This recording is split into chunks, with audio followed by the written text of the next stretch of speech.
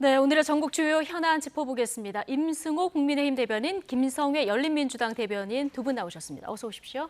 안녕하세요. 예, 안녕하십니까. 자, 오늘 언론중재법 관련해서 속보를 저희가 이제 뉴스 시간에 전해드리기도 했는데요. 고의 중과실로 허위 조작 보도를 한 언론사에 손해액의 최대 5배를 배상하도록 하는 언론중재법 수정안이 조금 전 문체위 전체 회의를 통과했습니다. 저지하던 국민의힘에서는 현대판 분석행위란 말까지 나왔는데요. 자, 여야 양측의 이야기, 이 통과되기 전 오늘 오전에 나온 얘기입니다. 이 얘기 먼저 듣고 오시겠습니다. 기존 법안의 무게 중심을 중재에서 피해 구제로 이동시켜서 국민 권익 보호를 내실화하고 국민과 언론 양쪽의 법 이익의 균형을 최대한 맞추려는 것입니다. 가짜 뉴스로부터 국민 피해를 최소화하고 최대한 구제한다는 법 취지를 지키는 범위에서 야당의 의견 또 언론계의 의견을 충분히 경청했고 여러 요청에 최대한 반영한 결과입니다. 가짜 뉴스로 인한 피해 구제를 명분으로 내세우고 있지만 진짜 목적은 언론을 통제하고 장악하여서 정권 비판 보도를 원천 봉쇄하겠다는 데 있으면 누구나 명확히 인식하고 있습니다. 정권을 향한 언론의 건전한 비판에 재갈을 물리는 언론중재법 강행 처리는 현대판 분석 경유가 될 것입니다. 끝까지 막아내기 위해 최선을 다할 것입니다. 진실을 파묻으면 파묻으려 할수록 민심은 들불처럼 일어날 것입니다.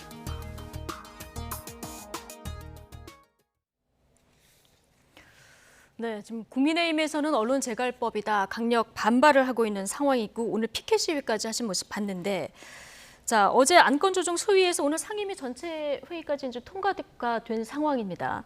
자, 그렇다면은 자, 여당하고 지금 열린민주당도 이제 같은 입장이시니까요. 25일 본회의에서 반드시 처리하겠다. 이런 의지가 강하다고 보면 되겠죠.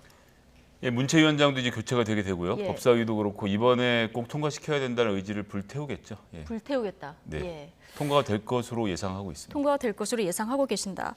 자, 여당에서 지금 처리하는 이 부분에 대해서 형식적인 부분, 내용적인 부분 야당에서는 다 지금 반발을 하고 계신데 본회의 처리 25일 강행할 것 같습니다. 자, 어떤 대안 있으십니까? 지금 보면은 김 대변인께서 말씀하신 것처럼 강행 처리를 할 것 같은데 예. 저희는 사실 의석수가 부족하다 보니까 대응 수단에 있어서 많은 옵션이 없는 것이 사실입니다. 그래서 네. 굉장히 강한 유감을 표하고요. 언론중재법이라는 경우에는 말은 언론의 자유를 보장하겠다라는 법안이라고 하지만 그 실속을 들여다보게 된다면 결국에는 고의중과실이라는 모호한 문구로 인해 가지고 언론의 자유를 결국은 탄압할 수밖에 없는 정책입니다. 그럼에도 불구하고 또다시 민주당과 열린민주당은 야당을 패싱하는 이런 모습을 보인 데 대해서 저는 굉장히 큰 유감을 표합니다. 예, 알겠습니다. 통과된 수정안 내용 부분은 잠시 뒤에 조금 더 살펴보도록 하고 일단 형식적으로 봤을 때 어제 언론중재법 개정안의 안건 조정위를 통과할 때 상황을 좀 보면 이게 보통 제1당, 그러니까 여야 지금 동수, 3명 동수로 구성되는 조정위원회인데 김의겸 열린민주당 의원이 지금 야당 몫으로 합류를 하는 이런 상황이 됐습니다. 네네. 이렇다 보니까 이제 구도가 4대2, 표결하려면 3분의 2 이상 동의를 해야 되는데 사실상 통과가 가능한 상황이 된 거거든요.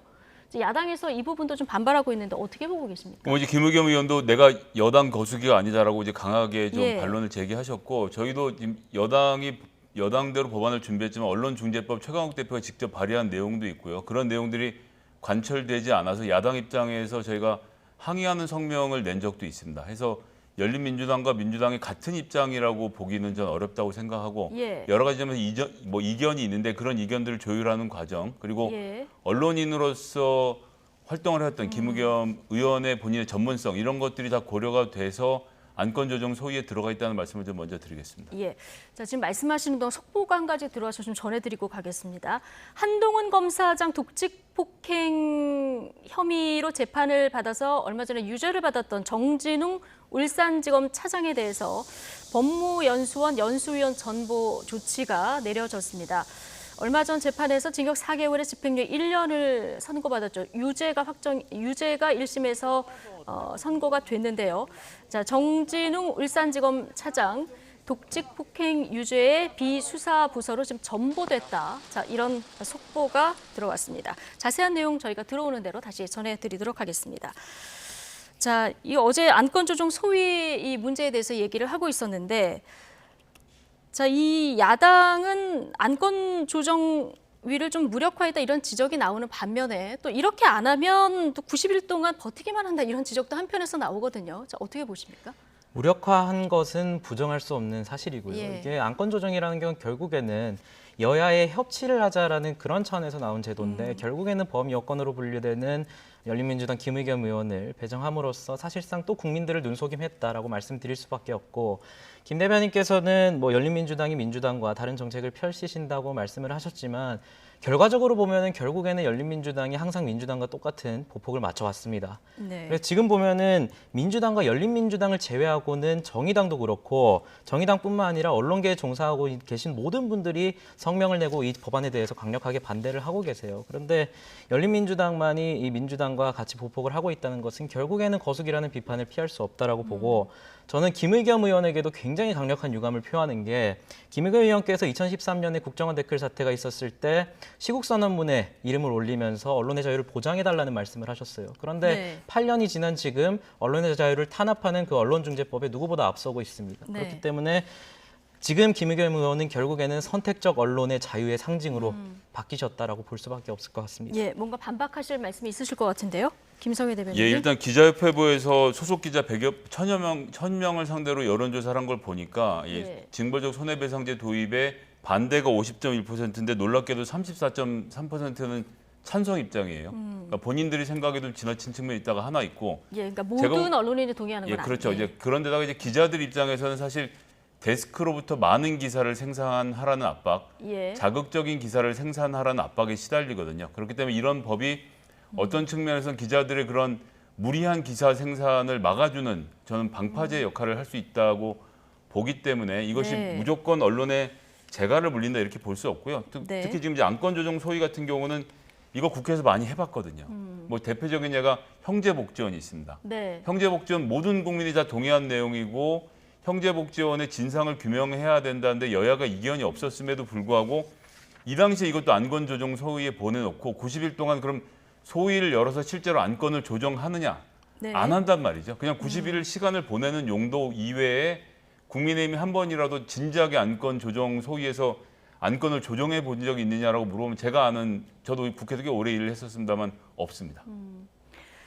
뭔가 그렇다면 대안을 국민의힘에서 좀 제시를 해야 된다. 크게 보면 이런 얘기신 것 같은데요. 국민의힘은 그럼 이 문제 어떻게 푸는 게 맞다고 보십니까? 언론중재법을 통과시키지 않더라도 예. 이미 형사법에는 명예훼손죄가 분명히 규정되어 있고요. 그런 부분을 통해서 충분히 규제가 가능한 방안이고, 지금 김 대변인께서 형사법 기존에 있는 형사법만으로 충분하다 이렇게 네네. 보시는 건가요? 그리고 김 대변인께서 말씀하신 것처럼 기사 생산의 압박으로부터 어떤 기자분들을 해방시켜 줄 수 있다 뭐 이런 말씀을 하셨지만 저는 그 압박을 더욱더 가중시킬 수밖에 없다고 봅니다. 왜냐하면 이런 소송이 들어오는 과정에서 결국에는 이 대법원까지 최종심이 나기 위해서는 거의 2, 3년의 시간을 기다려야 되고, 설사 마지막에 무죄 판결이 나온다 하더라도 기자분들은 그 2, 3년 동안 굉장한 스트레스에 시달릴 수밖에 없고, 결국에는 기사를 작성하는 것 자체에 부담을 느낄 수밖에 없어요. 그래서 김 대변인께서 말씀하신 것처럼 방파제가 되는 것이 아니라 방파제를 파괴하고 거의 물을 차단하는 댐을 만드는 겁니다.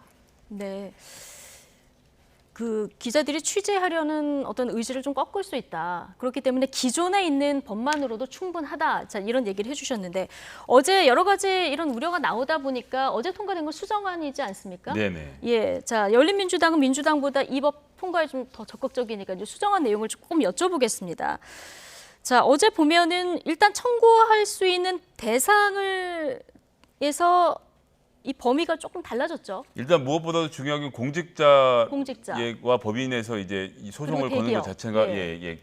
안 되게 됐습니다. 처음에 뭐 이제 여러 가지 규제 조치를 주려고 하다가 결국 최종적으로 안 하는 것으로 했기 때문에 소위 말하는 권력이 재갈을 물리려고 한다는 것 자체는 이미 법 조항에서 사라진 상태다라는 말씀을 좀 먼저 드리겠습니다. 예. 그러니까 지금 손해배상을 청구할 수 있는 대상에서 고위공직자 그리고 대기업 임원 제외시켰고요. 그리고 이게 또 공공의 이익을 위한 언론 보도의 경우에는 징벌적 손해배상의 대상이 될 수 없다. 자, 이렇게 개정이 됐는데 이 수정안도 부족하다 이렇게 보십니까? 수정안도 결국에는 눈속임인 게 제가 지속적으로 말씀드리는 예. 것은 고의 중과실로 허위 조작 보도를 했을 때 5배의 징벌을 부과할 수 있다. 이게 결국에는 문제거든요. 고의 중과실. 이 해석을 가지고 또 굉장한 혼란에 빠질 것입니다. 제가 김 대변인한테 한번 그럼 궁금한 게 오세훈 서울시장이 선거를 치를 당시에 뭐 생태탕 논란이라든지 아니면 특정 브랜드 신발을 신었다. 이런 논란을 뭐 제가 실명을 거론하긴 그렇지만 김모 방송인께서 지속적으로 내보내셨습니다. 그렇다면 언론중재법이 있었다면 이분 처벌됩니까? 그것은 이 거는 당사자 고위 공직자이기 때문에 소송 자체가 성립이 안 된다라고 일단 말씀드려야 되겠죠. 예.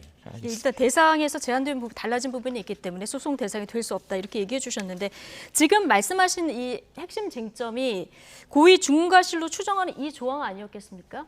자, 이 부분이 조금 세부적으로 많이 달라졌는데 이 내용을 조금 설명해 주시겠습니까? 예, 고의 중과실로 이제 하려고 했던 부분들이 예, 많이 지금 약화가 됐습니다. 네. 그래서 실질적으로 이제 반복적으로 보도를 하는 경우, 그러니까 다른 언론사에서 잘못 보도해서 기사를 덮어놨는데 그 덮어놓은 기사를 다시 꺼내서 반복적으로 하는 경우를 또 뺐고요. 그다음에 네. 이제 언론사 매출액도 지금 들어가 있었거든요. 예. 10,000분의 1에서 1000분의 1까지 범위를 산정해서 언론사마다 이 매출에 따라서 크게 달라지는 부분이 있었는데 이것을 언론사의 매출을 고려한다 이런 정도로 물러난 점 등이 언론사의 사회적 영향력과 전년도 매출액을 고려한다. 예, 뭐 그런 정도로 예. 빠졌기 때문에 10,000분의 1, 1000분의 1에서 지금 뭐 KBS가 1조의 매출을 올리고 있기 때문에 이렇게 소송이 걸리면 10억이 되는 거 아니냐 이런 논쟁들이 있었던 것이거든요. 네. 이 부분도 상당히 정리가 됐고요. 나머지 부분도 거의 정리가 됐기 때문에 이제 결국 남은 것은 이런 고의 중과실을 범했을 때 5배 손해배상을 한다는 규정 정도가 남아있는 상태라서 네. 내시장에서 처음에 나왔던 원안에 비해서 많이 후퇴를 하고 시민사회 언론계 의견을 받아들였다는 점을 네. 먼저 말씀드려야 되겠고요. 예. 그리고 저희가 여기서 꼭 하나 살펴봐야 되는 것은 지금 현재 전체 언론 관련돼서 중재위원회 소송에 걸려서 소송액을 보면요. 네. 500만 원 이하가 전체의 47%입니다. 그리고 500만 원, 1000만 원 구간이 대략 한 20% 안팎밖에 되지 않기 때문에 23.4%이고요. 네. 1000만 원 이상은 뭐 이제 14%로 굉장히 적습니다. 지금도 굉장히 배상액이 적다는 거죠. 이 예. 얘기는 뭐냐면 20년 전에 한나의 신문사, 10만 부를 발행하는 신문사가 어떤 앱으로부터 공격을 당했을 때 그 피해액 산정액이 20년 동안 같은 기준으로 있는 거예요. 지금 포털을 통해서 1000만 명의 국민이 알아도 배상액은 500만 원밖에 나오지 않는 현실. 이건 사실 법원에서 고쳐야 되는데 고치지 못한 부분을 국회가 좀 더 강화한 부분이라고 좀 생각해 주시면 될 것 그래서 같습니다. 반드시 필요한 법이다. 네. 예. 자, 조금 전에 얘기한 이 고의 중과실 추정하는 부분이 조금 이제 완화가 된 부분을 설명을 해주셨는데 이게 언론 자유를 그럼에도 불구하고 박탈하는 법이다 이런 시각이 있는 반면에 오히려 너무 후퇴했다 이런 지적도 또 나오거든요. 어떻게 보십니까? 저는 후퇴했다라는 지적에 대해서는 결국에는 지금 김 대변인께서 말씀하신 예. 것처럼 고의 중과실에 대해서 일부 조항을 수정했다라는 부분은 뭐 어느 정도 야당이나 언론계의 의견을 받아들였다 뭐 이렇게 볼 네. 수는 있지만 제가 지속적으로 말씀드렸듯이 결국에는 이 사건에 대해서 언론의 보도에 대해서 재판부에 소송이 들어가고 그 과정에서 재판부의 성향에 따라서 또 기준에 맞지 않는 이 일관된 기준이 맞지 않는 판단이 나올 것이고 결국에는 또 여당과 야당이 판결을 두고 뭐 누가 잘했니 이거는 공정하지 못한 재판이니 이런 결과가 또 나올 것이란 말이에요. 결국에는 저는 기존에 있는 이런 형사적인 명예훼손죄라는 조항으로도 충분히 이 부분에 대해서 다룰 수 있는데 이 굳이 언론중재법이라는 특정 법안을 만들어 가지고 언론사에게 재갈을 물리는 이 방안은 굉장히 옳지 못하다라고 말씀드리겠습니다. 예. 자, 지금 여러 가지 우려가 나오는 중에 이 언론중재법에 좀 위헌적인 요소가 존재한다 이런 얘기가 있고요. 가장 심한 거는 이제 기자들이 비판 보도를 하면서 좀 자기 검열이 심해지지 않겠느냐 이런 우려가 나오거든요. 그런 의미에서 이제 정의당이나 언론단체에서 반대하는 분들도 많은데 그럼에도 불구하고 꼭 처리돼야 되는 이유. 자, 지금 예. 우리가 논의하고 있는 것은 언론중재법의 개정안입니다. 네. 근데 이제 원래 언론중재법은 2004년에 만들어졌죠. 이 당시 기자들의 언론의 보도를 한번 보시죠. 인격권 보호라는 선의의 목적에도 불구하고 이 제도가 우리에게 도입될 경우 심각한 부작용이 우려된다. 진실 봉쇄 수단으로 악용되거나 언론 활동을 위축시킬 수 있다. 이렇게 했거든요. 예. 근데 이 언론중재법이 도입되고 나서 그럼 언론들에 의해서 피해자가 덜 양산되었는가? 혹은 언론이 활동이 위축됐던 적이 있는가? 우리가 돌이켜보면 그 이후에도 언론들이 정말 용감한 보도, 권력에 맞서는 많은 보도들을 해왔고 언론중재위원회 간다 하더라도 요만한 조각의 중재가 되었습니다를 알리는 정도로 그쳤는데 이 당시 언론의 반응을 보면 지금의 언론의 반응도 저는 별반 다르지 않다고 생각합니다. 예. 지금 이런 정도 기본적인 규제라는 거 우리가 지금 언론의 자유라고 하니까 이 헌법에 나오는 얘기를 자꾸 하는데 네. 이게 프리덤 오브 스피치 아닙니까 영어로는? 예. 그래서 언론사의 자유가 아니라 말 그대로 시민이 말을 할 수 있는 자유이거든요. 예. 이것을 언론사와 기자가 누리는 자유로 착각하는 일은 저는 없어야 된다고 생각을 합니다. 아, 언론의 자유라는 건 결국에는 표현의 자유로부터 파생된 것이기 때문에 표현의 자유와 동일시해야 된다고 저는 보고요. 그리고 위헌적인 요소가 있는 게 그때 당시에 김 대변인께서 말씀하신 것처럼 그 부분은 저도 고려할 수 있다고 보지만 지금의 어떤 고의중과실로 허위 조작 보도를 했을 때 5배의 징벌적 배상을 부과한다. 이 부분은 헌법상의 과잉금지 원칙에도 지나치게 위배될 수 있습니다. 그렇기 때문에 그때 당시와 지금의 어떤 이 개정안을 동일시하는 것은 무리가 있다고 봅니다. 예. 자, 요거 하나만 짚어보고 다음 주제로 넘어가겠습니다. 오늘 청와대 입장이 나왔는데요. 국회가 논의하고 의결할 사안이다 이렇게 얘기를 했거든요. 청와대의 조율자 역할 필요성에 대해서는 어떻게 보십니까? 저는 이제 정상적으로 돌아가는 나라가 됐으니까 예. 국회는 국회 일하고 청와대는 청와대 일을 하는 게 더 좋겠다 싶습니다. 네, 어떻게 보십니까? 저는 청와대가 늘 해왔듯이 불리한 사안에 있어서는 말을 아끼는 전형적인 방식을 사용하고 있다 평가하겠습니다. 예, 이 부분에 대해서는 두 분 다 굉장히 말을 아끼셨는데요. 자, 다음 주제로 넘어가도록 하겠습니다. 자, 본격적인 대선 레이스에 들어간 정치권 지금 여당, 제1야당 할 것 없이 지금 내홍을 겪고 있는 상황입니다. 민주당은 황교익 씨의 경기관광공사 사장 내정 후폭풍이 좀 상당한데요. 오늘 오전 YTN에 황교익 씨가 출연했습니다. 관련 얘기 먼저 듣고 오시죠. 대한민국에서 친일이 더 막말일까요? 짐승이라는 말이 더 막말일까요? 친일이 짐승에 비해서 몇백 배, 몇천 배 강한 막말입니다.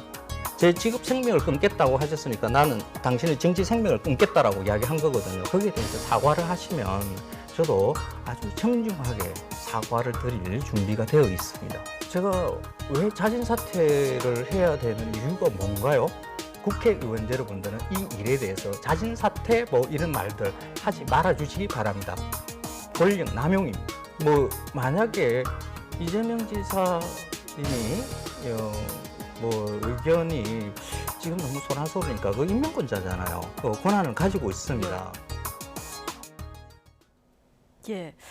오늘 오전에 이제 YTN에 출연해서 황교익 씨가 한 발언을 저희가 잠깐 듣고 왔는데 아마 이 친일이라는 말에 굉장히 이제 화가 나셨던 모양입니다. 오늘 여기에 대해서 얘기했고 거취 관련해서는 임명권자 이외에는 아무도 얘기하는 건 월권이다 이런 취지의 말씀을 하셨거든요.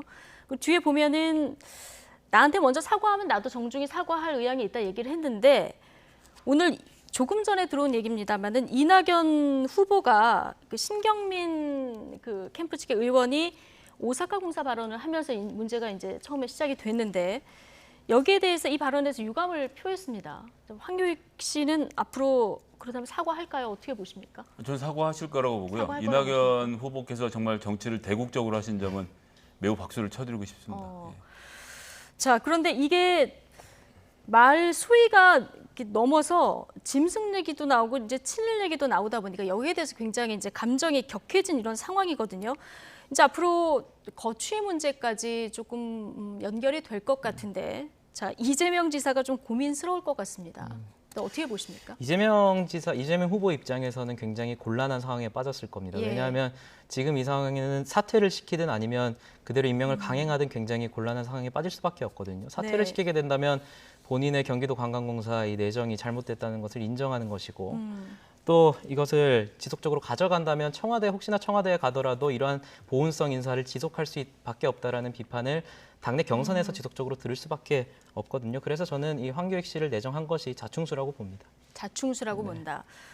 자, 근데 오늘 아침 분위기로만 해도 황교익 씨는 그 내정자에서 물러날 듯이 자진해서 사퇴할 의사는 전혀 없어 보이더라고요. 근데 이재명 지사가 뭔가 선택을 해야 되는데, 자, 좀 이낙연 후보가 지금 사과를 했으니까 이걸로 일단락이 될까요? 아니면 지금도 지금 논쟁이 계속되면은 이재명 지사 입장에서도 좀 부담스럽지 않겠습니까? 뭔가 거취를 좀 임명권자 입장에서 결정을 할까요? 근데 이게 저는 사실 이번 일을 통해서 경기도에 관광공사가 있다는 걸 처음 알았거든요. 네. 예, 경기도의 관광공사가 이렇게 중요한 자리가 아닌데 우리 국민의힘 전 김동인 비대위원장께서도 아니 도대체 대선 주자들끼리 관광공사 사장 자리를 놓고 저렇게 얘기하는 게 맞느냐라는 hir난을 하시는 것을 저도 되게 부끄럽게 받아들였는데 예. 이게 지금 논란의 대상이 되는 자체가 전 좀 이상하다고 생각을 하고요. 그러면 애초에 문제를 제기한 이낙연 후보 캠프 측에서 조금 이건 좀 과했다 이렇게 보시는 면이 있는 건가요? 예, 제가 보기엔 완전히 과했죠. 게다가 완전히 친일을 과했다. 포함해서 논란을 제기하는 것 자체가 불필요한 논란이었고 그게 이제 최근에 국민의힘에서 불고 있는 공정의 바람을 민주당이 옮겨 붙이려고 했던 것 같은데 이 관광공사 사장 임명에 충분한 자격을 갖춰서 점수를 많이 받아서 되신 분이거든요. 네. 그래서 지금 이 논란은 경기도의회로 넘어가고 있는데 예. 그럼 지금 뭐 여러 군데서 요구하는 것은 이재명 지사가 그 중간 과정을 갑자기 멈추고 그러니까 뭐 청문회고 보고 다 중단하고 그만하세요라고 얘기하라고 하면 그게 더 전 이상하다고 명분이 보고요. 없다. 그럼요. 예. 경기도의회가 관광공사 사장을 불러다가 청문회 하는 과정에서 필요한 검증들을 진행하고 예. 그 검증 결과를 놓고 차분하게 결론을 내리면 되지 않을까 생각을 합니다. 예. 오늘 황교익 씨도 이제 뭐 청문회 과정에서 내가 흠결이 드러나야 물러나는 것이지 그 이외의 얘기를 하는 것은 적절하지 않다는 얘기를 한 상황인데, 자, 어쨌든 이낙연 캠프 측에서 나온 발언은 굉장히 잘못된 일이지만 앞서 얘기하신 대로 이낙연 후보 측에서는 굉장히 대국적으로 풀었다 이런 얘기를 해주셨는데, 어쨌든 이게 국민의힘 쪽에서 보기에도 황교익 씨 논란 자체가 너무 그 대선 경선 본질을 벗어났다 이런 얘기 계속 나오고 있거든요.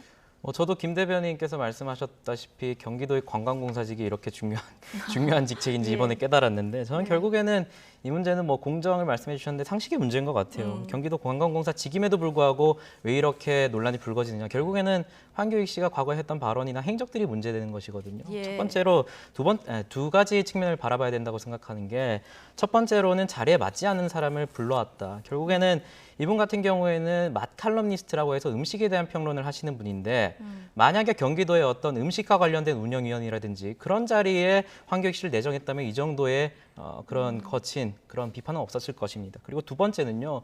맛 칼럼니스트 음식 평론가로서의 황교익 씨의 어떤 자질도 굉장히 비판을 많이 받았습니다. 대표적인 발언이 뭐 떡볶이 가지고 이명박 박근혜 정부 때 대북 지원을 끊어가지고 이 쌀이 많이 남아가지고 그걸 가지고 떡볶이를 뭐 대한민국 대표의 국민 간식으로 만들었다. 그래서 네. 이 떡볶이를 맛있게 느끼는 것은 이명박 박근혜 정부가 세뇌시킨 것이다. 뭐 이렇게 말을 하신 적이 있거든요. 네. 그렇다면 그럼 지금 문재인 정부 하에서 저는 짜장면 굉장히 좋아하는데 뭐 짜장면 좋아하는 게 문재인 대통령이 저를 세뇌시킨 것입니까? 그러니까 이런 발언을 이 막 칼럼니스트로서도 굉장히 받아들일 수 없는 그런 자질들을 보여줬기 때문에 첫 번째로는 그 자리에 맞지 않는 사람을 썼고 두 번째로는 그 관광의 영역에서도 음식 부분에 있어서도 전혀 전문성이 없는 분을 내정했기 때문에 결국에는 이런 문제가 불거졌다고 봅니다. 과거 발언이나 활동 영역을 봤을 때 맞지 않는다. 특히 전문성 부분을 얘기해 주셨는데 예전에 박근혜 정부였던가요? 그때 코미디언 잔이윤 씨도 비슷한 자리에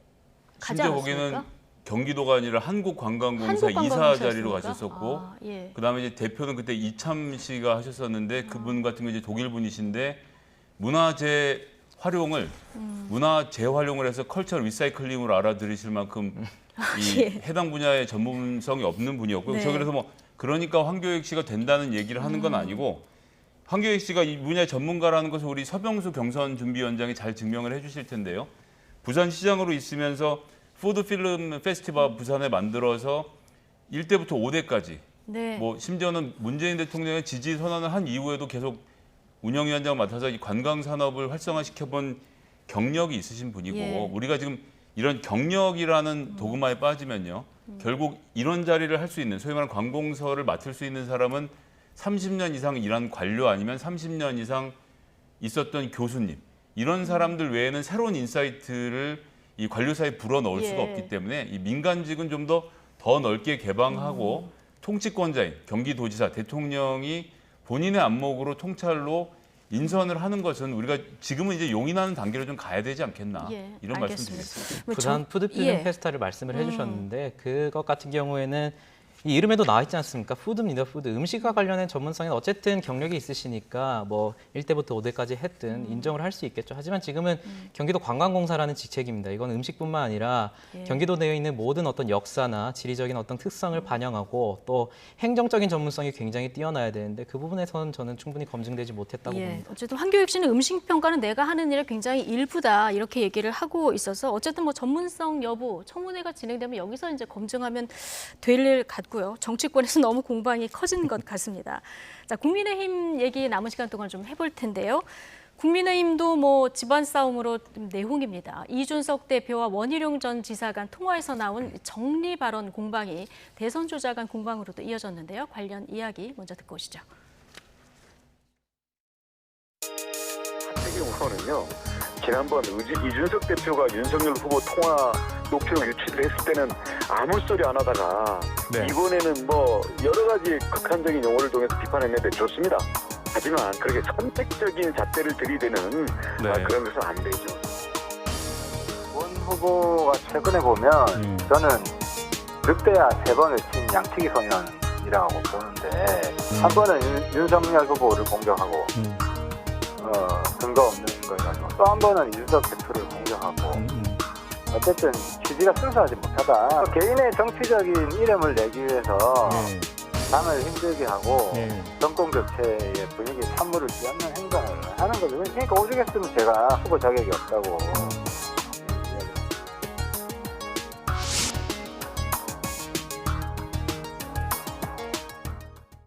네. 당내에서 좀 원희룡 전 지사를 비판하는 분도 있고 이준석 대표를 비판하는 분도 있고 그런 것 같습니다. 근데 홍준표 의원이 선수와 심판 둘 다 유치하다 마지막에 이렇게 일가를 했는데 자 어쨌든 어제 6시까지 녹음 파일 공개하라고 했는데 공개는 안 했고요. 자 원희룡 지사 인터뷰를 하긴 했지만 뭔가 좀 일단락이 된 듯 하면서도 개운하진 않아요. 이거 어떻게 보십니까? 어떻게 돼가고 있는 겁니까? 그러니까 상당히 뭐 여러 가지 혼란스러운 모습이 예. 많았죠. 근데 이제는 원희룡 지사께서도 앞서 말했듯이 더 이상 추가 대응은 하지 않겠다라고 말씀을 하셨고 이준석 대표께서도 SNS를 통해서 뭐 녹취 일부 록을 공개하면서 이제는 더 이상 당내의 어떤 혼란이 이걸 계기로 발생하지 않았으면 좋겠다라고 말씀을 하셨고 그 이후에 오늘 상황을 보면 두 분 다 추가 대응을 하고 있지 않으시기 때문에 어느 정도 상처는 봉합되는 과정이고 이제 반창고만 붙이면 된다 이렇게 보시면 될 것 같습니다. 반창고만 붙이면 단계다 예. 이렇게 보시는 건가요? 자 원희룡 지사가 이 통화 내용을 흘린 거 이런 부분을 지적하는 분들도 있고요. 근데 또 한편으로는 이준석 대표가 이렇게 뭐 당내의 대선 후보하고 통화 내용을 녹음하고 좀 유출하고 이런 부분도 좀 신뢰를 잃게 하는 것 아니냐. 자 이런 얘기를 하시는 부분도 있습니다. 어떻게 보고 계십니까? 일단 원희룡 후보 같은 경우는 대선 경선 레이스에서 뛰고 있는데 뒤를 돌아보니까 아무도 안 보이거든요. 예. 그러니까 뭐라도 해야 되는 상황에서 지푸라기를 잘못 잡은 상황이 아닌가. 아무리 그래도 대권 주자가 당대표랑 예. 통화하는 내용이 잘못됐다라고 하면 그 후보를 찾아가서 깊이 상의를 하든가 아니면 당내에서 이런 문제를 풀어줄 사람들과 문제를 내부적으로 풀어야지 이걸 지금 밖에 나가서 이야기를 한 것 자체가 이상하고요. 예. 그리고 제가 이번 일을 겪으면서 저도 이제 다음 세대가 정말 치고 올라온다는 생각을 했는데 이준석 당대표께서는 모든 통화 내용을 녹음을 하고 필요할 경우 녹취도 공개를 하는 모습을 보여주셔서 네. 정치라는 것은 기본적으로 뭔가 인간 대 인간이 만나서 좀 이야기를 해서 푸는 측면이 있지 않나라고 싶었는데 예. 내가 이겨야 된다. 이게 먼저다라는 의견을 너무 강하게 보여주신 것 같아서 그런 점도 좀 당혹스러웠습니다. 이제는 그러면 저도 전화기 바꿔서 모든 통화 내용을 녹음하는 방식으로 정치를 해야 되는 건가? 요즘 세대를 쫓아가려면 이런 좀 생각이 들 정도로 저에게는 굉장히 생소한 문화였고요. 근데 뭐 정말로 그렇지만 아무리 그래도 당대표하고 대권 주자들이 이런 식으로 다투는 것은 정당이 보여줘야 될 모습은 좀 아닌 것 같습니다. 예, 국민들이 볼 때는 좀 불편한 이런 모습인 건 사실인데 어쨌든 지금 녹취 파일 당사자죠. 윤석열 전 총장은 지금 이틀째 침묵을 하고 있거든요. 이건 왜 그렇다고 보십니까? 뭐 이 문제에 대해서 윤석열 후보가 만약 윤석열 후보 측에서 입장을 낸다면 예. 이것은 또 아물고 있는 상처를 다시 벌리는 것이기 때문에 윤석열 후보께서도 지속적으로 실제로 당 지도부와 협조를 하고 당내 일정에 대해서 충분히 참가를 하겠다는 의사를 보이셨고 실제로 윤석열 후보 캠프 측 내 의견을 들어봐도 이제는 지도부와 함께 가자라는 의견이 대다수가 되고 있다고 저는 들어서 그런 차원에서 말을 아끼시는 것 같습니다. 예, 알겠습니다. 지금 뭐 여당도 야당도 굉장히 큰 이슈가 한 주를 지나갔기 때문에 저는 내일 정당 지지율 그리고 각 후보 지지율 어떤 변화가 있는지 굉장히 궁금합니다. 자, 내일 뭐 소식이 나오면 저희가 전해드릴 수 있으면 전해드리겠습니다. 자, 오늘 김성애 열린민주당 대변인 그리고 임승호 국민의힘 대변인 두 분과 함께했습니다. 고맙습니다. 감사합니다.